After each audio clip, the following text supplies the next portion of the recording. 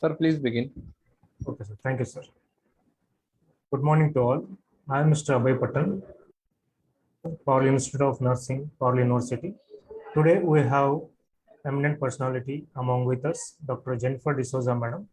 Madam has completed her MSc Nursing from Father Muller College of Nursing in 2003. Madam has completed her MPhil from the Manipal University with a first rank. Madam has completed her PhD in nursing in Enapua University in 2015. Madam has vast experience in the field of nursing. Madam has started her career in the field of nursing as a lecturer in Gautam College of Nursing.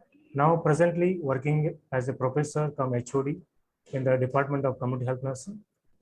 Right now working in the College of Lakshmi Memorial College of Nursing, Mangalore, Karnataka.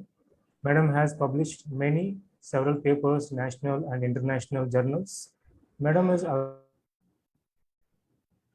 members like PNAI, and Madam has guided many students like UG and PG.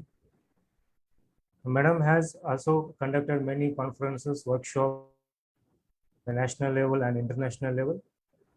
And now I am requesting to Madam take over this session about the issues and challenges in conducting nursing research. Thank you, Madam, for accepting our invitation. And now we can take over the session. Thank you, Mr. Abhay Patan, and the group for having me here as a resource person for issues and challenges in conducting nursing research.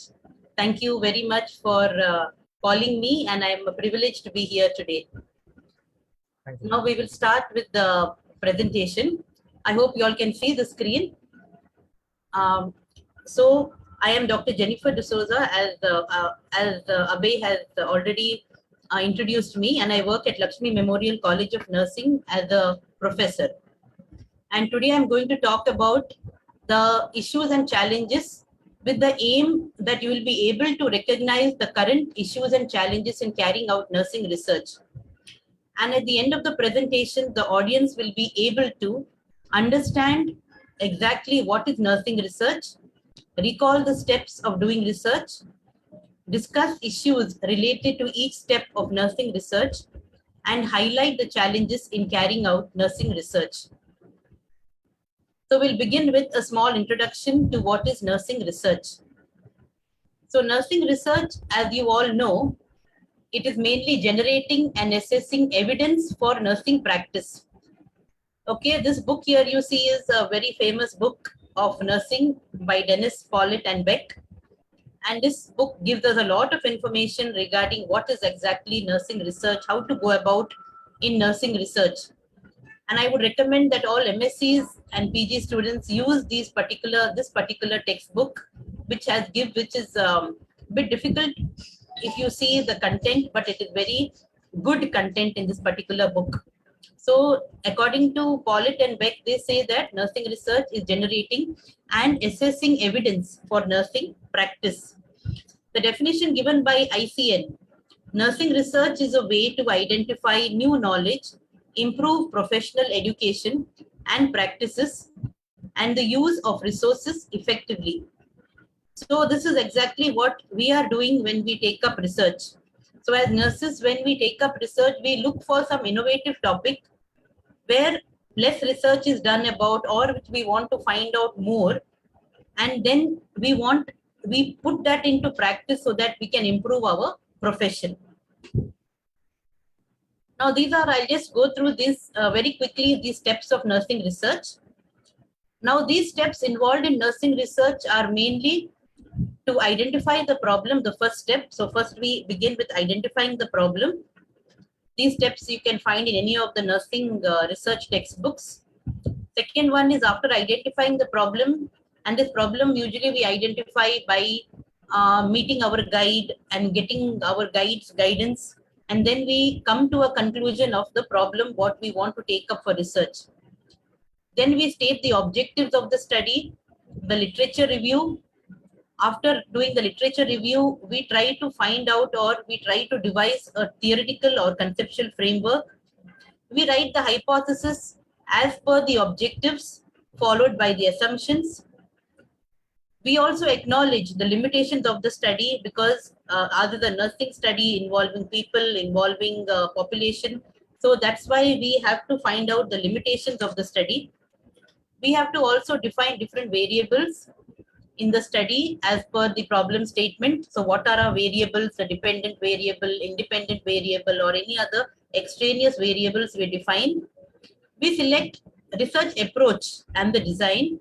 As you all know, there are mainly our approaches are qualitative approach, quantitative approach, as well as now we have this mixed method approach. So we have to select an appropriate approach for our study.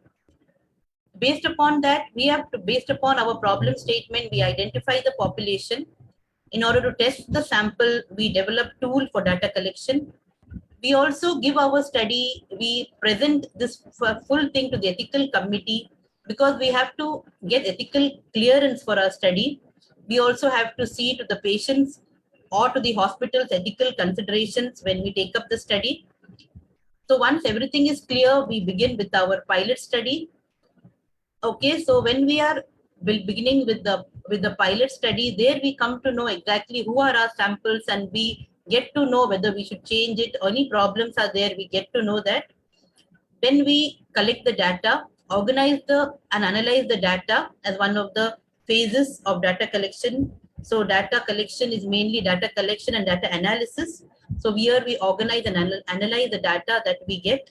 We interpret the findings, and then we communicate the findings by writing a thesis, by publishing the thesis, publishing our articles or presenting in different conferences. And we see that we try to make our findings to be utilized. Especially in a PhD research, we see that at least our findings are utilized so that it is benefiting somebody or the other. So now these 17 steps of the nursing research cannot be without the guidance of somebody. If you see the right side of this slide, there is a student who is climbing the steps of the nursing research trying to achieve, and there is a person who is helping. The person is a guide. So one of the main issues what we see in nursing research is lack of proper guidance. So if you cannot have a proper guide, or if your guide is not competent enough to guide you in your research, in that case, you will have problems in completing the research. So always a guide should be there who is well versed with your topic, who is able to guide you, who is very knowledgeable, who is having expertise in helping the student to reach the end of the research.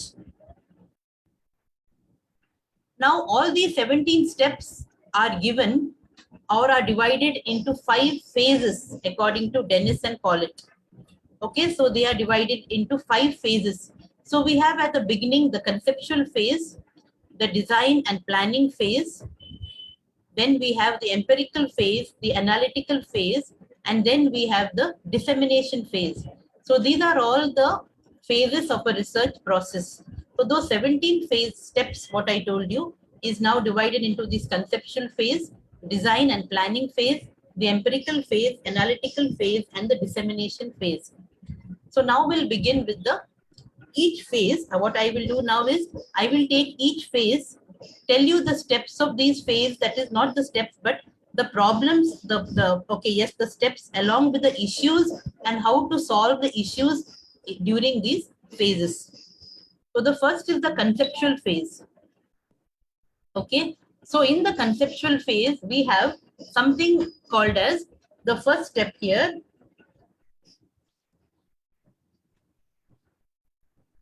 Is my slide moving now? No, madam. It's not moving still? No, madam. I'll just begin the slide sharing again.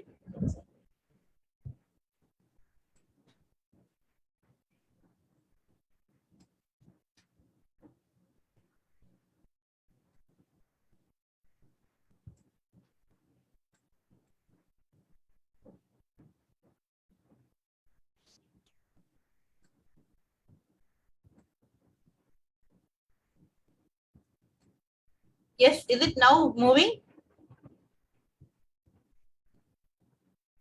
Mr. Abhay, is the slide moving? No, madam. Now also it is not moving? No, madam. Please keep in, madam, slide mode. Madam. Yeah, it is actually in the slide mode only.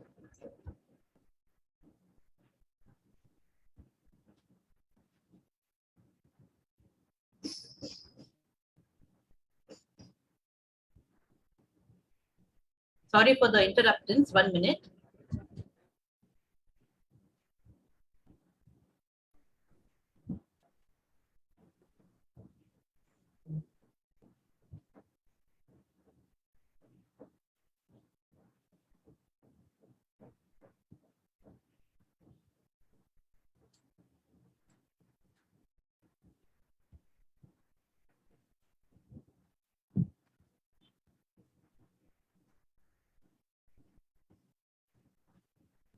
Now, Yes, madam. yes, now it's moving. Yes, madam. Okay, fine. Okay, so I hope you all saw this slide, the steps involved in a research process. So we have 17 steps, and I'm going to tell these steps according to these 5 phases according to Pollitt and Beck. So there is a conceptual phase, design and planning phase, empirical phase, and an analytical phase, and we shall discuss the issues in these phases. So the first phase, what we see here, the just keep this down. Yes, the first phase, what we see is the conceptual phase. In that, we have got the formulating and delimiting the research problem.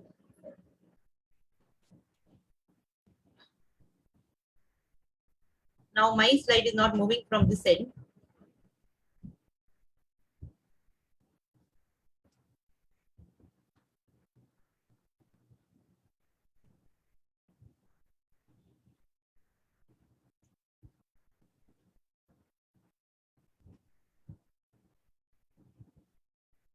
Yes, yes. So we have got, these are the phases of the conceptual phase, where we start with formulating and delimiting the research problem. We have literature review, defining conceptual framework, and formulating the hypothesis. Now, these are the 4 phases what we have among those 17 steps in research, and these 4 steps are are belonging to the conceptual phase. Now, the meaning of conceptual phase is where we are formulating our research, formulating our research, how we are going to go about. So actually, this is a planning phase of our research, and there are many issues related to these phases. So we'll see what are these issues. So in formulating and delimiting the research problem, we have an issue like lack of significant research problems. In literature review, we have inadequate search strategies and other assistance, what we require for research. In defining the conceptual phase, we find it difficult to define because of lack of expertise in theories and its application. And in formulating the hypothesis, we have challenges because we do not know sometimes how to test the hypothesis or how to frame the hypothesis. Now, let us begin with each of these issues in detail. First one is lack of significant research problem.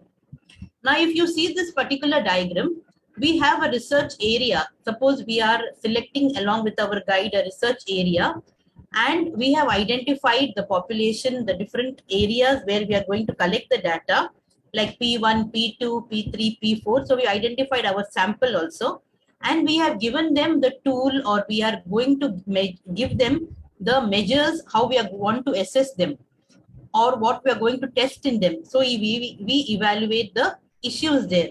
So after doing all these particular things, okay, we should have adequate knowledge, skills as a resource, as a researcher, resources, timeline, all these things what you see in this column here: knowledge levels, research skills, resources, timeline, addressable, approachable, population, feasible, impactful, target. So all these things are only possible when you have a good guide to guide you. So as a beginning researcher or the novice researcher, especially as an MSc student of first year, it is very difficult to go about how to select the research problem, how to write the hypothesis, and all these things. Because our research problem may seem very simple, but when you actually start doing it, it becomes more and more complicated. So this is one of the main issues we face in, first of all, selecting our research problem. Because our guide may say problem is okay, population we may get, but when it comes to ethical people in the ethical committee, they may say it may not be possible to do, or when you approach the sample, they may not give you permission to test them. So all these problems may be there when you are starting your research itself. Second, so how do you select a problem which is good, or how do you select a research topic which is apt, or how do you select something that you know will not be able to do the things properly? So now I'll give you some tips for selecting nursing research topics. First one is, don't pick topics that are too complicated. Avoid topics which have little research done. Do not pick overly simple topics for research. Pick a topic of your interest. It's very important that you pick a topic of your interest. Pick presently relevant topics. So these are the important tips I would give you when you are selecting your research topic. So when you are selecting your research topic, if you are following these things, then it will be a more interesting research for you to carry out. So narrow your focus when choosing a research topic. Remember, you don't have to solve the world's problem. You only have to do your research. So you don't think of very broad problems that maybe you're having a lot of enthusiasm. You want to do so much, but remember, research is limited. You cannot do so much. So you try to do within your scope, maybe 2 years MSc program or your 3 years or 5 years PhD program. Try to do within that your best. The second where we have problems in issues in research is literature review. Now, this is basically how we do a literature review. So basically, when we do a literature review, we start first with the literature, with choosing our research topic. So once our research topic is selected, then what we do is we try to narrow that particular topic. And once we narrow that particular topic, we narrow it by looking at different review of literatures. So we look at the background, we narrow it still to our exact variables, what we want to study. So we search for review related to those particular variables. We search for reviews related to our design of what we want to do. And finally, we are doing the studies as finally we get a proper review of literature, or we get review of literatures which are very relevant for our studies. Also, we must keep in mind that these reviews should be within the past 5 years. So keeping all these things in mind, there are so many issues. What are those issues? Okay, so these issues may be related to inadequate search strategy and other assistance. So in order to search, the researcher must have certain experience. So researcher's background experience is important. So with the more experience you are as a researcher, the more better you will be able to do a proper review of literature. Complexity of the research problem. Sometimes we select some problems which are very rare. Like for example, at the beginning of Corona, when we wanted to do a search and review of literatures for Corona, we were not getting the reviews. Why? Because the studies have not been done in the past regarding Corona. So there was a problem of non-availability of literature.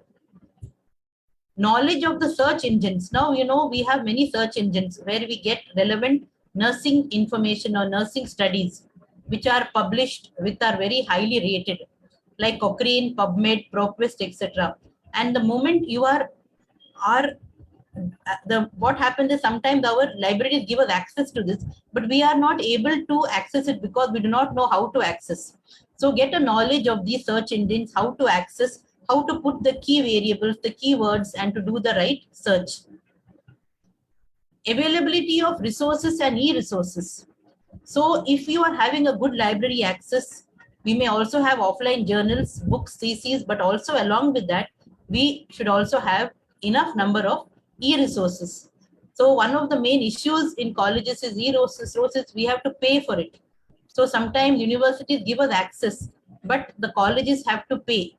And if the colleges do not pay, then we do not get these e-resources available. So you see that you are giving the best. When you're doing your research, you're doing your best, getting the possible e-resources, getting possible offline journals, referring these things so that you are able to do your work properly. Okay, so have better internet facility, sometimes Wi-Fi access. All these things must be provided in order to get a good or to avoid the issues in review of literature. The next thing in the conceptual phase is building your conceptual framework. Now, without any experience, you may not be able to build a conceptual framework. So you should read the theories which you have studied in nursing, be it Orum's theory, Betty's theory, or Roy's adaptation. So you have to read these particular theories and then you will have to do it properly. Okay, so these are very important point to be kept in mind, that have a good knowledge of the concept and don't have a very rigid mindset. Be more creative. Okay, and don't copy from the previous, maybe your seniors or some other people have done. So avoid the culture of reproduction. Okay, be more creative. Allow, when you are more creative, you think better, you think more broader. So don't always have a rigid mindset. Use a lot of creativity. Then your conceptual framework will be a very good conceptual framework. Now, the next step is hypothesis testing. So hypothesis testing is one more important step, and we write our hypothesis based upon our objectives. So in the objectives, if we are very clear what we want to do, we can always write the hypothesis in a better manner. So in nursing studies, mainly we test our hypothesis at 0.05 level of significance. Now, if you understand the 0.05 level, it is the test of significance. Okay, at where we are going to compare our result with the book data or with the textbook or with the main data. So in that case, we have to first know how to frame our hypothesis. So if you already know about it, we can write a hypothesis in a simple manner, in a complex manner. We have empirical hypothesis, we can have alternative hypothesis, logical hypothesis, and a statistical hypothesis. And we test all these by writing the null hypothesis. So always when we write the null hypothesis, we write like there is no significant information, or there is no significant difference between, say, knowledge and practice, or there is no significant difference between hot application and cold application for reduction of pain. Okay, so these way, first of all, we have to know how to write the hypothesis. Once we write the hypothesis properly, then we can go about our research in a very systematic manner. Okay, so that was about the conceptual phase. So in the conceptual phase, if I just have to recall back some of the points, you should have a good guide so that you are able to get a good problem statement with the consultation of the guide. You should have the proper review of literature in order to make your study to reach the best. You should have a proper conceptual framework, and you should have also a good hypothesis, framed hypothesis, written hypothesis. So based upon this, so these are all the planning phase. So once you are planning those particular thing in the conceptual phase, then you can move to the next phase of your research, that is the design and planning phase. So in the design and planning phase, as per the research topic that we select, we are going to select a research design. We are going to identify our population. We are going to select tools to measure the variables what we have selected, and we are going to design the sampling plan. So there are many issues now we find in these also. So when we select a research design, the main issue is sometimes we select inappropriate research designs. In identifying our population, we may select again inappropriate population. When we are selecting our tools, we may select inappropriate tools. And when we select our sampling plan, we may select inappropriate sampling plan. And what happens is when we are selecting all these particular things and when we are doing all these particular things, what happens is many times we are starting to conduct our pilot study without actually doing the we don't do the pilot study itself. So what is the reason for not doing the pilot study is because we are inexperienced to conduct the pilot study, or we neglect conducting the pilot study. So now let us see each of these issues in detail. First, we shall see regarding inappropriate research design.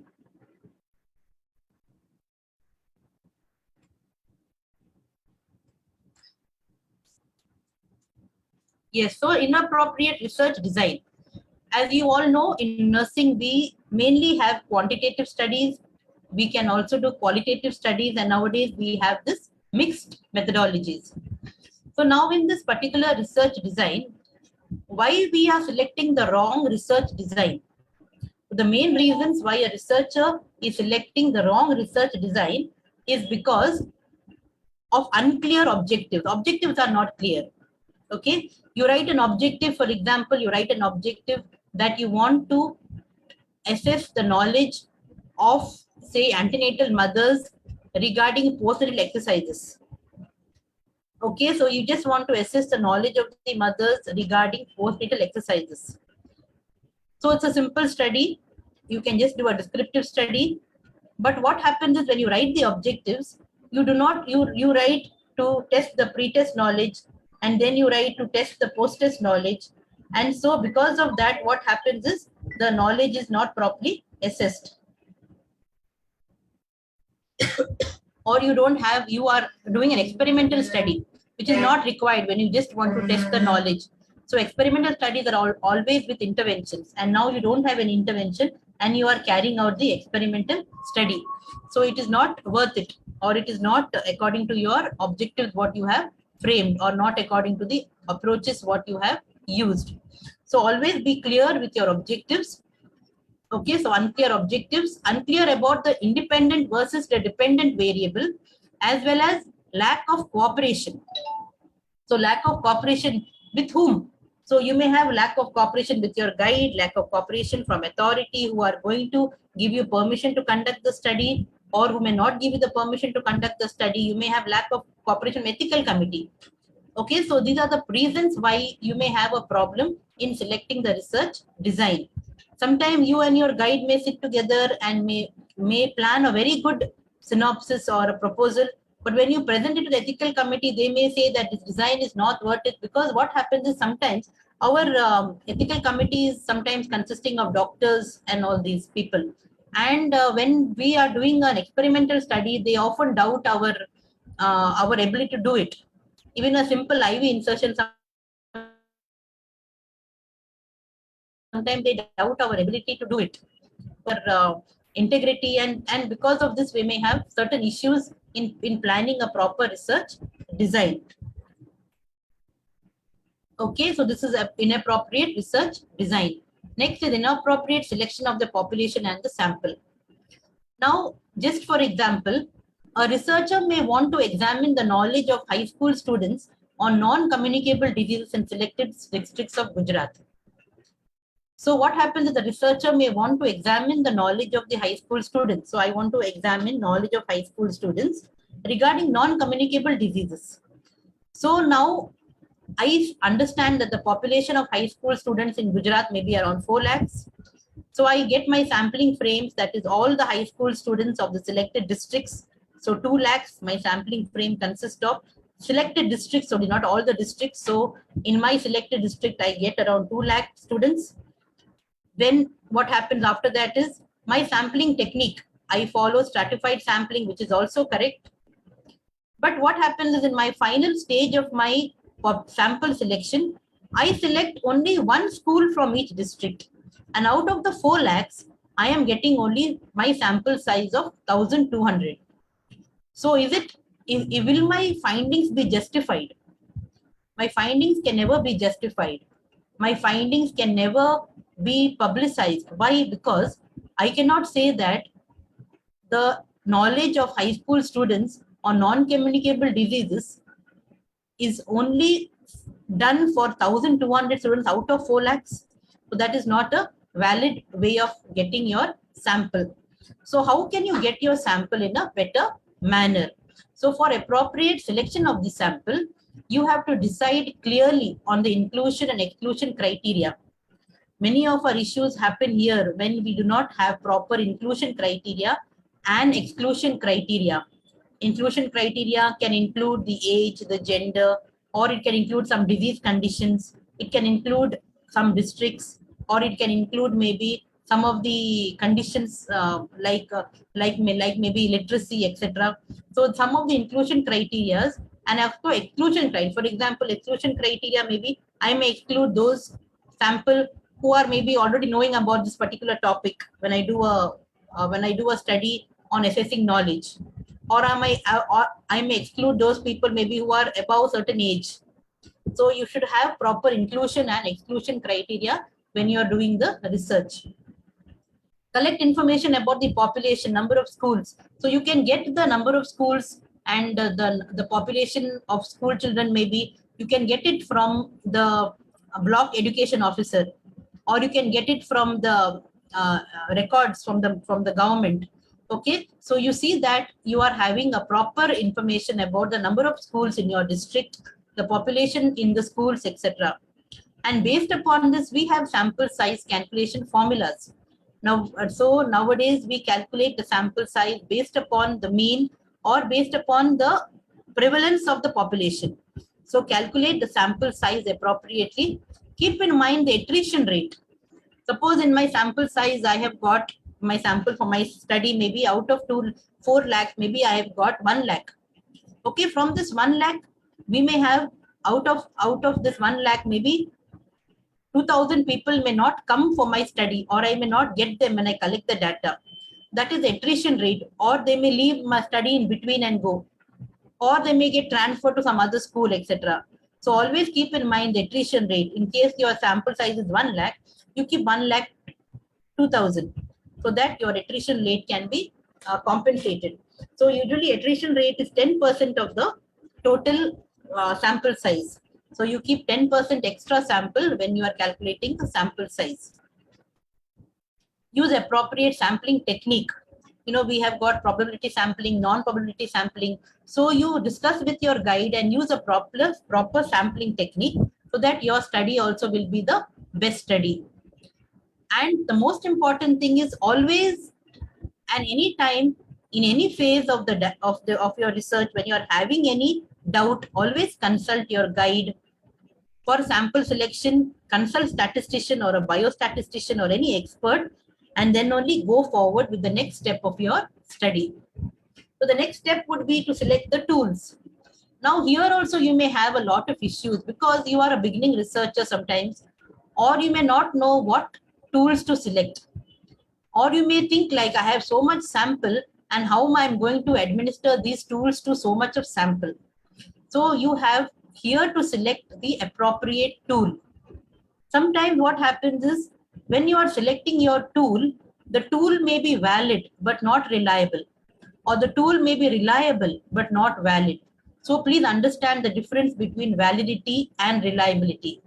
So reliability is the tool will be able to measure the same reading every time. Okay, so when you are reliable, when you are checking the weight of a person, if that particular weighing scale is used to check the weight, and the weighing scale is a reliable instrument to check the weight, it means that if I stand today and if I am 60 kgs in the morning, I will also be 60 kgs in the afternoon, 60 kgs tomorrow, day after.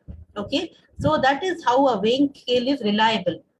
Okay, and valid. Suppose I want to check my weight and I don't use a weighing scale, I'm using an inch tape. So I know that inch tape cannot assess my weight. So that's why it is not a valid instrument. So when you are assessing knowledge of the student, you cannot give a practice checklist. You have to give a knowledge questionnaire to the students. So whatever instrument you are using, if you are checking the pain of the patient, you cannot ask questions and just check the pain. You have to use a pain scale. Okay, so these kind of things, these kind of tools must be again sought in consultation with your guide to finalize the tools, so that your instrument, what you use, will be both valid as well as it should be reliable. One of the setbacks in our research is we sometimes have very good tools, very valid tools, very reliable tools, but we have something called a language barrier. Like you see my own students here in Karnataka, I am from Karnataka. So when my students are coming here, we get students mainly from Kerala. And when it comes to research, when they have to go to our Karnataka villages or the hospital to collect the data, there are people speaking only Kannada here. Whereas, these in Kerala, they speak Malayalam. So they have a lot of gap in asking the patient that relevant data. So when you are having this particular gap in questioning, then your tool again becomes inappropriate. Why? Because it is not a language valid tool. When you are selecting your sample, you select a sample based upon the language whom you can understand, whom they can understand. So this way your tool also should be language, not have any language barriers. Sometimes we have no language barriers, we have a valid tool, we have a reliable tool, but because of academic pressures, because of timeline, we are hurrying to finish our study. So instead of spending 15 minutes with the sample, or instead of spending maybe 15 minutes to collect the data from the sample using the tool, we may hurry up, collect the data only in 5 minutes. Fast, we'll ask the questions. We will tell them answer fast. And when these things happen, what happens is our data becomes not reliable. So this is very important that you make your data reliable by having good data collection tools.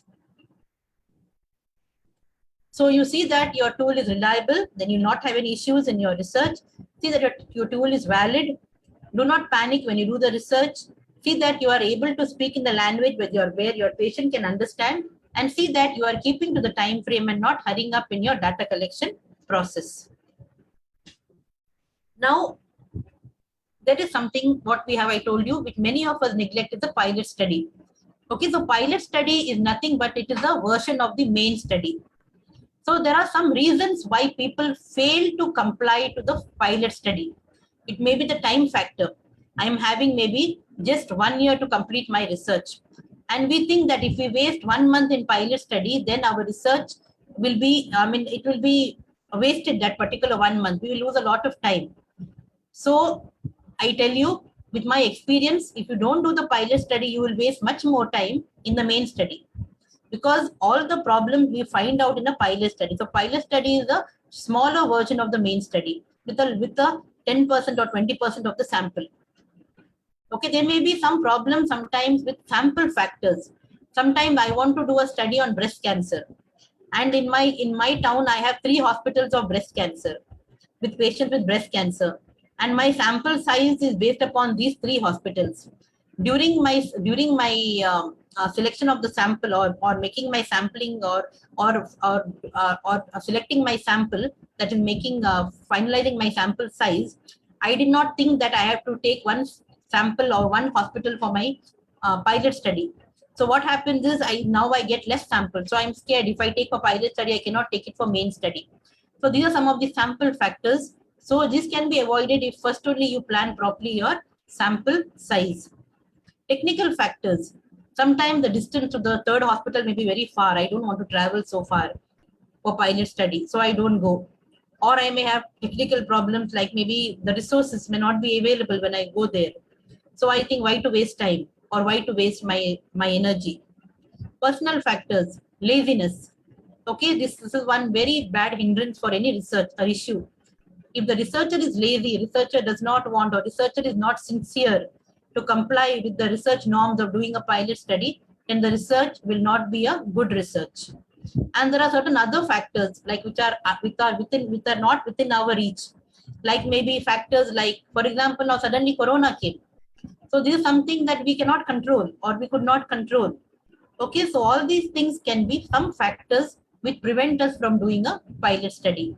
So with proper planning, we can avoid this time factor, we can avoid sample factors, we can be more dedicated in doing our research by avoiding technical factors, by being more personally interested in our research and avoiding other factors.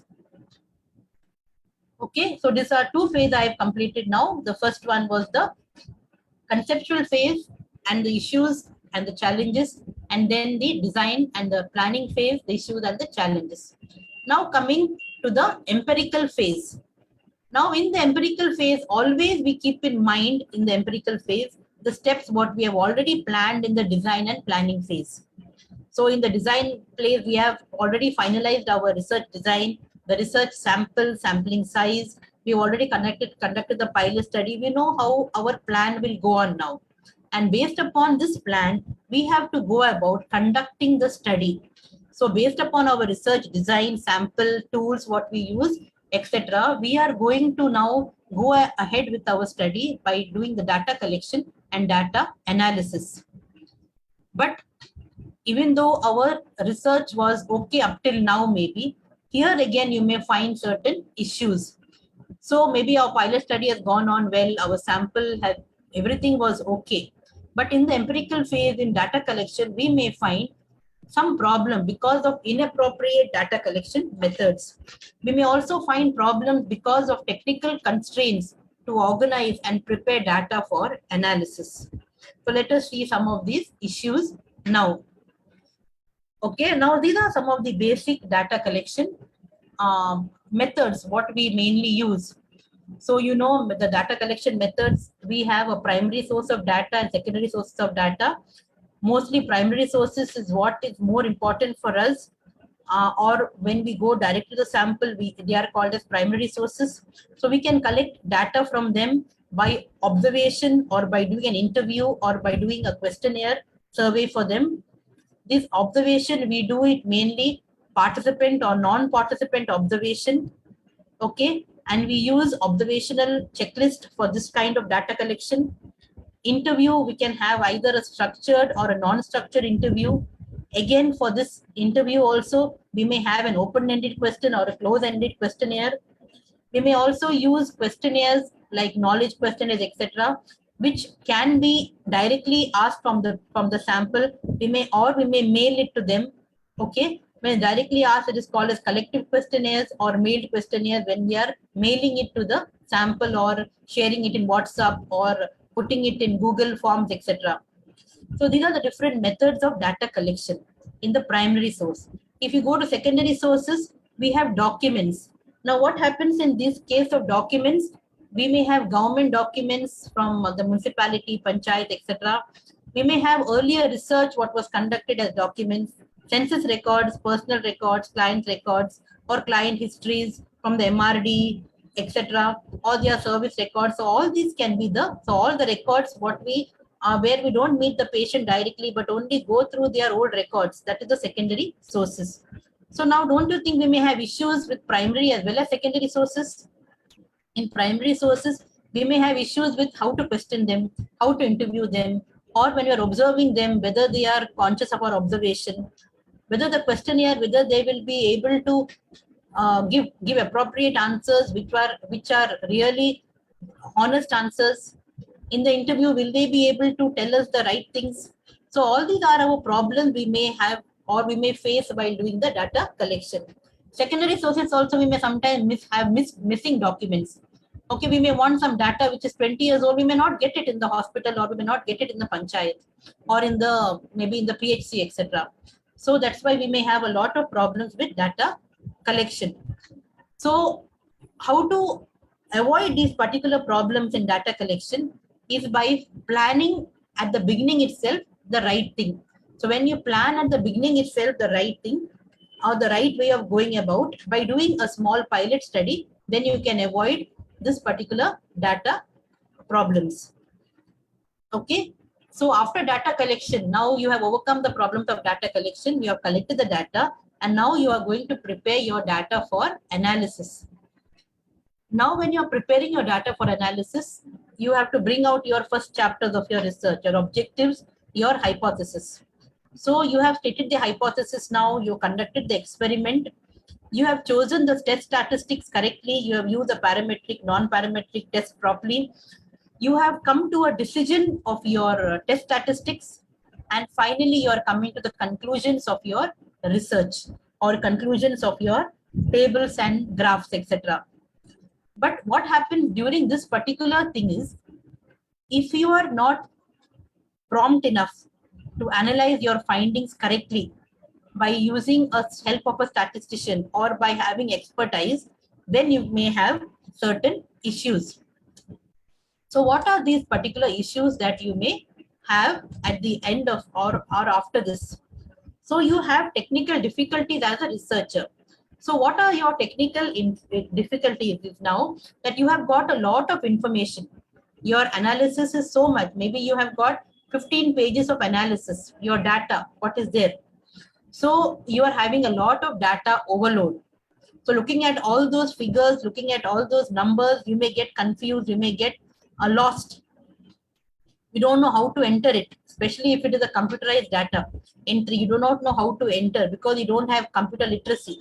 So all these problems may be there. These are some of the technical difficulties faced by researchers. Okay, so how to overcome these technical difficulties are, you have to learn simple data entry methods. Okay, you can learn MS Excel. Excel is a simple Microsoft software where you can feed the data. You can learn statistical passage softwares, that is SPSS softwares, which are again helping you in data analysis. You can also, one thing you should remember is, now suppose you are collecting a data of 100 samples and you have to enter this 100 samples in your Excel or SPSS sheet. Okay, don't wait till your study is over, till you get the 100 papers in your hand and then start entering the data. You have to enter data on daily basis or in batches. Don't wait until all the data is collected and then enter the data. What will happen if you wait till the end? Afterwards, you will have so much of data to enter. You will spend more time in data entry than at the beginning. So daily enter the data, what you get. Today you have collected data from 5 samples. Come back in the evening, enter it in your laptop or in your system. Tomorrow you're going to collect another 10 people's data. Come and enter it. Day after tomorrow, another maybe 5 people's data. Come and enter it. Okay, so data entry should be done not at the end of your data collection. It should be done daily. Daily in batches, okay, or in batches. Maybe weekly you can also enter if you don't get time daily. But don't wait until all the data is collected. When you're doing data entry, you know that in SPSS or in Excel, we cannot write the whole word. We have to put codes. Like, for example, yes means 1 and no means 0. So you use appropriate codes. And by the time you finish entering your data, if you don't have a note of what is the code, you may forget what is the code. So always when you're making codes, note down the codes in your notebook. Okay, so don't confuse later on. Note down these codes in your notebook. An important thing, remember to save all the data entered. I have got n number of students who do everything, nicely doing the research, but finally what happens is they lose the pen drive where they have saved their data. So I always tell them, whatever research you're doing, always save a copy in your mail. That is one of the important things you should remember. Save it in your drive or in your mail so that you will not lose any data that you have entered or that you have collected. Okay. So at the end of the research, you will be happy that you have a copy of everything that you have done. Okay, the next phase is the analysis phase. Okay, so now in analysis phase, now you have collected the data, you've entered the data, and all this you have done. But now you have to analyze the data and interpret the data in a right manner. Now here lies the big issues. Even at PhD level, we face this kind of issues. So we have analyzed the data and we have interpreted the data without expertise and without knowledge. So if we don't have enough expertise, nowadays there are new softwares coming out, statistical software, different data are coming out. So if we do not do our things properly, then we will not be able to have any expertise in the data. Or we may not be able, because of lack of expertise, we may not be able to analyze the data properly. So we have to keep up to date with the new methods of statistical analysis, especially computerized statistical analysis like regression analysis or linear regression, etc. Also, when you interpret the results, take the help of a statistician. Because however good you are in statistics, we are not experts. So you see that you are taking the help of experts in doing this particular interpretation of your results. So when you are having lack of expertise or lack of knowledge, you have to completely depend on biostatistician. Also, sometimes what happens is these biostatisticians, they charge you. Very rarely you find people who do your analysis for free. Okay, so when they charge you, they may charge you a lot of money. So it becomes a financial burden, which is one more issue which you face. As well as after that, they will not give you the interpretation. They will just give you the tables and the figures or the graphs. So you will have confusion due to multiple pages of analysis. So what happens is finally you have failure to interpret the data and write the conclusions. So how to overcome this? To overcome this is, yes, you have to depend on biostatistician, but when you are fixing your rate with the biostatistician, how much money you're going to pay him, you tell the biostatistician, give your objective to the biostatistician, give your hypothesis to the biostatistician, so that they are helping you to select the right tables, to do the right tables, to write the correct interpretation. And after you write it also again, show it to the biostatistician so that you are justified with paying the biostatistician the amount. I know initially we used to have students here who used to pay biostatistician and used to come to us as guides with all the maybe 100 pages of analysis. What we will sit and do with that analysis, we ourselves cannot understand head nor tail of that. So then I used to tell my students, only the relevant tables you ask the statistician to pick out and to give you, or you pick out the relevant tables and come and write the interpretation properly. Okay, so this is the fourth phase, the analysis and the interpretation phase. So I hope you understood up till this much.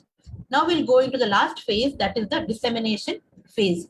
So in dissemination phase, we have two steps here. One is communicating the findings and another one is utilizing the findings. So here also, while communicating the findings to the general public, we can communicate in many ways. So in that also we may have certain issues.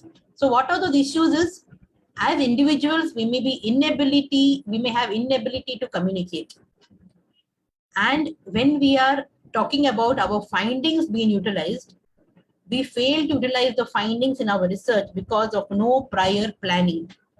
So how to avoid these things? Inability to communicate can be because of lack of guidance, no creativity to discuss the findings, too much of enthusiasm or excitement to share the findings, academic pressure.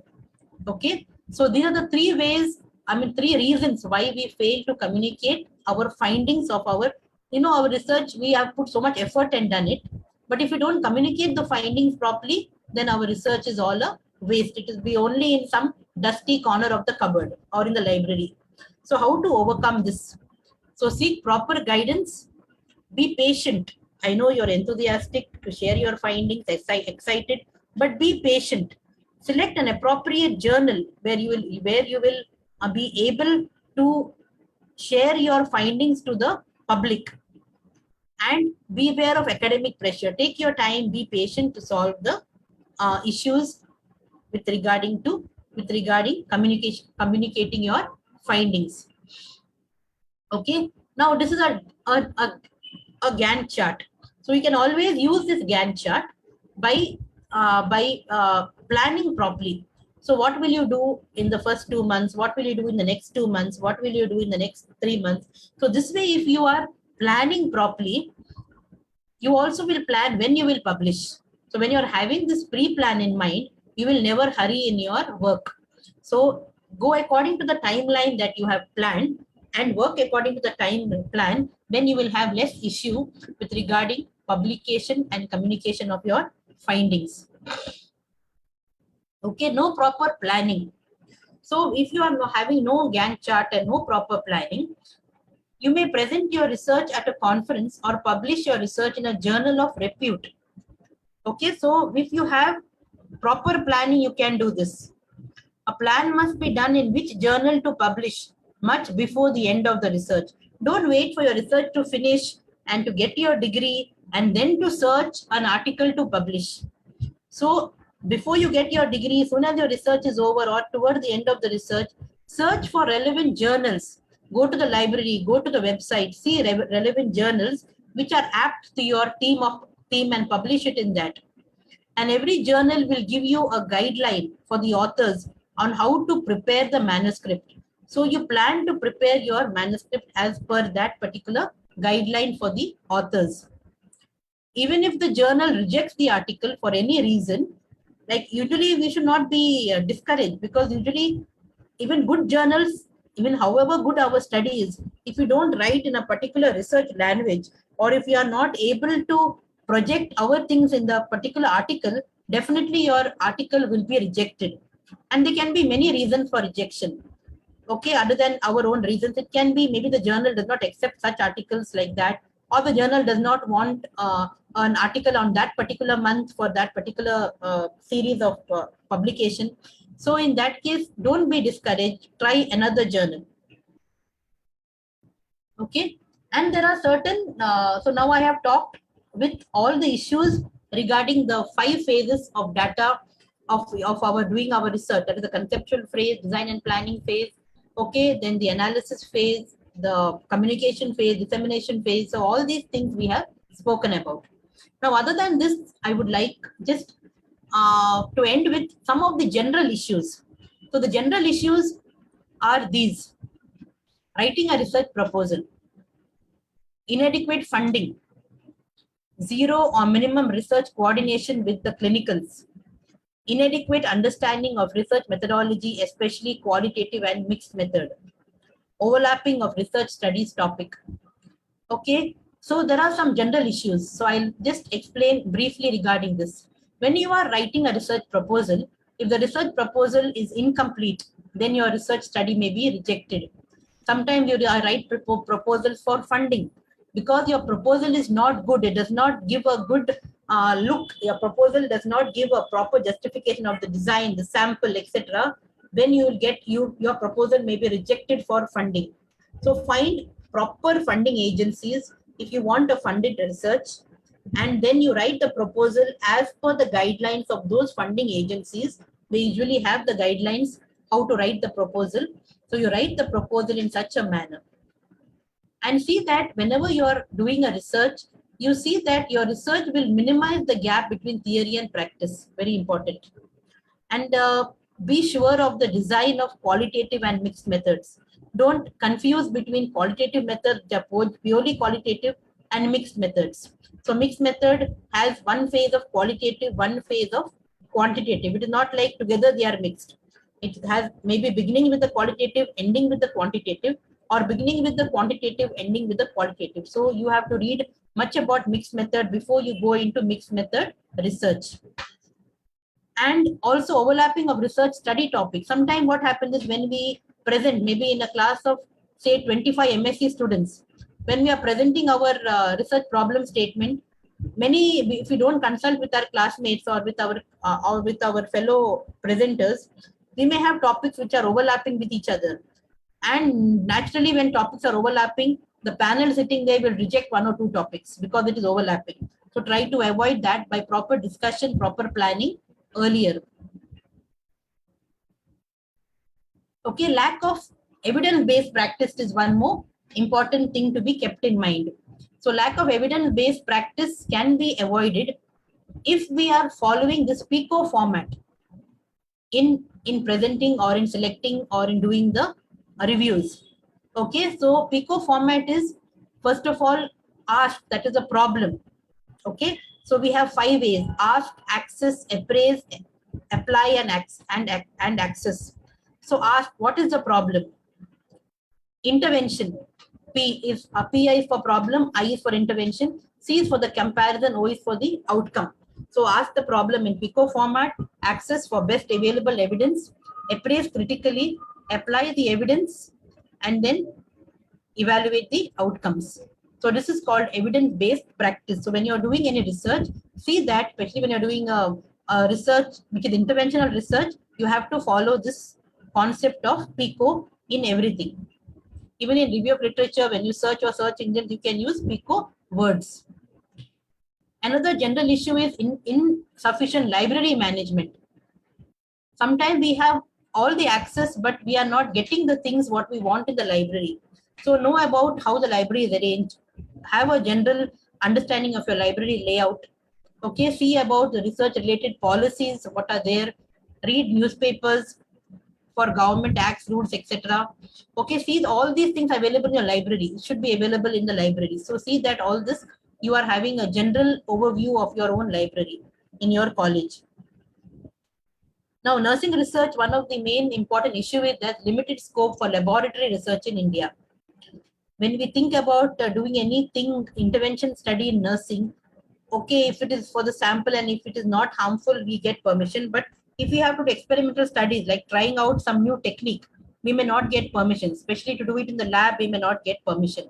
So this is why we are in need of interdisciplinary research or multidisciplinary research, which is lacking in nursing. So one of the issues is lack of multidisciplinary research.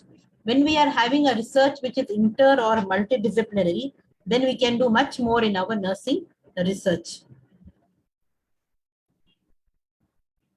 Lack of expert guides. Nowadays, very sad to tell, one of the important issues we find is we have guides. There are many guides. I'm not saying India is shortage of guides. There are so many guides, but guides are now practicing money culture. Very sad to say that research is taken for granted as a way of making money. I get a PhD scholar, I'm demanding from the PhD scholar 1 lakh, 2 lakhs. Why? Okay, is research for money? Or have we forgotten that research is to improve our own nursing practice? This money culture has made our system very corrupt. So you have to not try, you have to avoid money culture. Be a guide to the students. Of course, I'm not saying that they should not pay you. Pay in a way that you are guiding them. Guide them properly. Don't take very high fees from the students whom you are guiding. Okay, limit the fees to maybe just 5 to 10,000 per year. Okay, don't make them to pay in lakhs to you just because you have got a degree. Okay, or you have the right to guide them. Okay, see that, if you guide the students properly, definitely the students will be so grateful. Even if you don't want, they will give you at the end of the research something or the other. So see that you are not practicing guiding for money. University rules for scholars and guides. This is one thing that I personally have experienced, because what happens is the university is having many rules for scholars and guides. Like for example, I am a guide of Rajiv Gandhi, means I cannot guide other students outside. Though I may be or the guide may be a very good person, has a lot of knowledge, but because of restriction, like number of students restricted only to 5, I can guide only 5 per year, or I can guide 5 at a time or 8 at a time. Because of this, we may have many scholars who want to do PhD research or want to do research, but we have lack of guides. So these are some of the general issues in our nursing research problem statement. I think it is time already. 1 hour is over. Any questions from the audience? No, madam. No questions from the audience, madam. Anything in chat box or something? No, madam. No questions, madam. Okay. Okay, if there are no questions, I just remember before I conclude, just to tell you this fact that when you are taking up research, it is no piece of cake. It is not a piece of cake. It is very difficult. You will have stress, you will have doubts, you will have fears, worries, problems, setbacks at every point of the research. Okay, so it is up to you to move forward. Even if you have setbacks or problems or doubts, fears, don't give up. The moment you give up, you yourself will remember that you are a failure. So never think yourself as a failure. Always remember, nothing is easy in life. If you want a degree, you will have to get it by crossing all these hurdles. So I wish you all the best in carrying out your research. Thank you very much for having me here for the presentation. And I hope all of you all who have heard me have gained something from this webinar. And again, I thank the organizers for having me here. Thank you, one and all. Thank you so much, madam, for your wonderful and innovative session on issues and challenges of conducting nursing research. I hope this session was more fruitful to the PG students and PhD scholars. Thank you so much, madam, for accepting our invitation for being successful webinar. And also I thank Dr. Ravindra Echan, Principal, Parle Institute of Nursing, for a constant support for conducting this webinar. And also I thank Ms. Vinaya Kumar, madam, because she only given to contact you, ma'am, for her constant support also. And thank you so much. Thank you so much, madam, for this wonderful session. Thank you, Abhay. Thank you.